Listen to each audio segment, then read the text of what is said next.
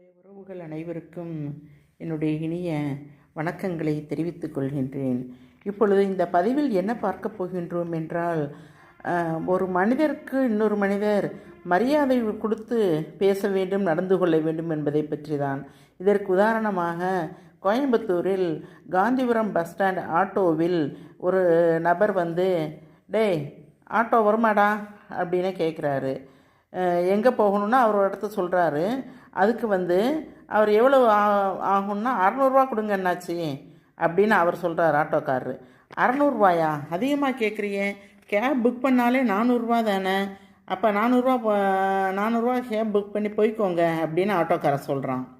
அதுக்கடுத்து இன்னொருத்தர் வர்றாரு. இவர் இருக்கிறப்ப இன்னொருத்தர் வர்றாரு. அண்ணாச்சி ஆட்டோ வருமா அண்ணாச்சி அப்படிங்கிறாரு. எங்கே போகணும் அப்படின்னு கேட்குறாரு. இவர் முதல்ல உள்ளவர் என்ன சொன்னாரோ அதே இடத்துல தான் அவர் சொல்கிறாரு. 250